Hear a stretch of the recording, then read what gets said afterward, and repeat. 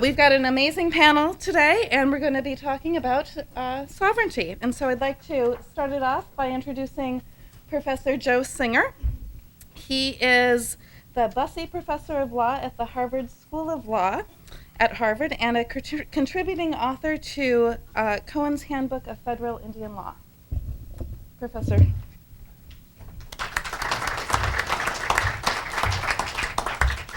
Thank you. It's an honor to be here and see all of you. I was asked to talk in 10 minutes about sovereignty today, which is kind of a daunting thing to do. But I was thinking about this, and one of the issues is, when people think about this, what is sovereignty? The thing that's crazy about that question is, to everyone in this room, it's not a problem to figure out what that means. Everyone here knows exactly what that means. It's other people that have trouble figuring out what that means. Other people meaning the Supreme Court mainly, a little bit the Congress, and some of the American people. So let me just say a couple of words about that. The Supreme Court in recent years has ruled against Indian nations almost all the time. There have been a few times where they've Indian nations that have been in lawsuits before the court have done okay, sometimes won, but more or less lost almost all the cases in recent years. And one of the things that's important to note about that is almost all of those losses involve relations between Indian nations and non-members, usually non-Indians, sometimes Indians who are non-members. Those are the cases that the Supreme Court is very worried about. So one thing that's actually important about this record of Supreme Court case law is that the Supreme Court hasn't really been that bad in terms of interfering with internal relations in the tribes.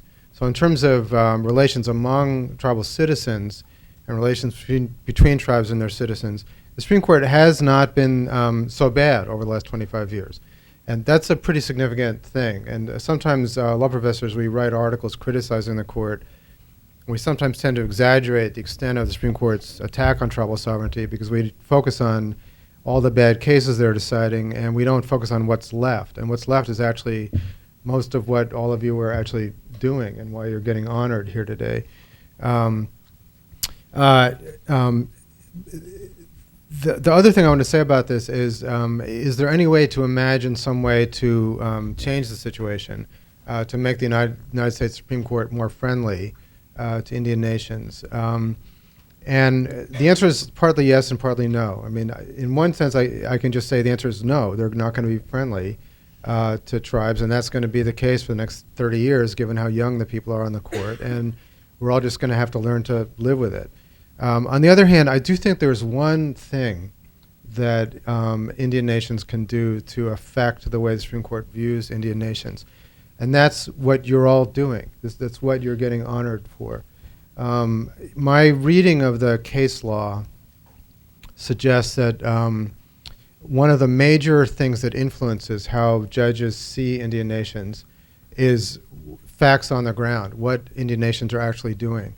And by creating institutions, creating governmental institutions, economic institutions, social institutions, engaging in good governance, and actually creating institutions which are thriving and create relationships with non-Indian governments and with the non-Indian public, actually creating those institutions and having them work well creates factual, what Joe calls de facto sovereignty, which then becomes very hard for the courts to say can't or shouldn't exist.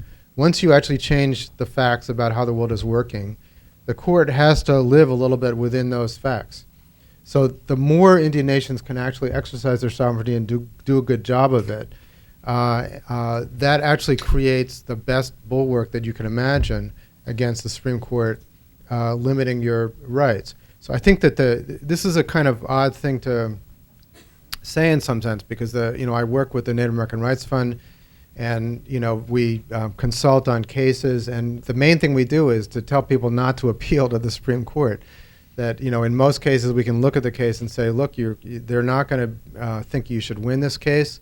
Don't appeal. We want to have them not making more bad law. And this actually then means being creative of figuring out, if you can't do it that way, what's the way that you can do it?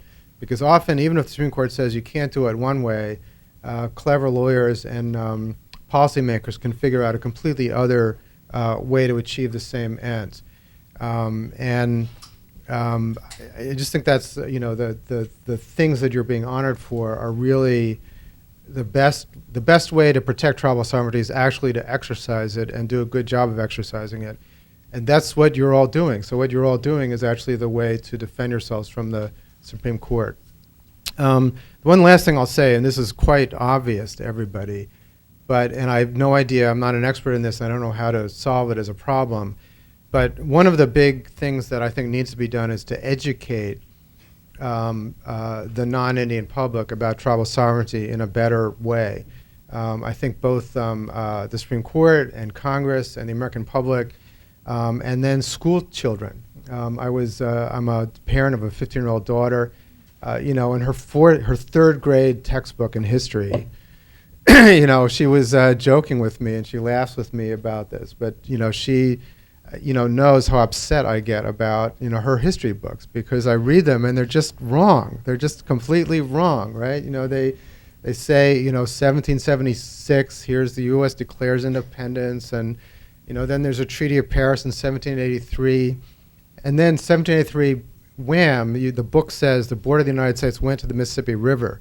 And I'm like, well, there were like millions of people out there, and the border actually didn't go for another 50 or 60 years, and it took a lot, all these treaties, and the book just says, wham, the border moves all the way out there.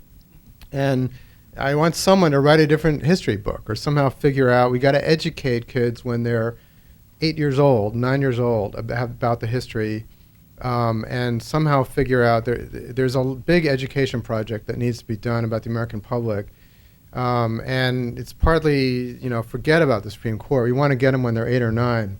And so I want someone to figure out how to do that, because I think, and movies and public relations and, there's just a lot of education things that need to be done to actually transform people's understanding of tribal sovereignty. And again, this is the last thing I'll say, the things that you're doing that are, good in terms of exercising sovereignty. I see the other major thing is not just, protecting yourself from the Supreme Court by creating facts on the ground, but that's also has an added benefit of educating the non-Indian public, because you create institutions, you run them well, that becomes facts that get in the newspaper. It just becomes just something which actually then other people learn from. Oh, that's what tribal sovereignty is. It's what you're all doing and what you're doing well. So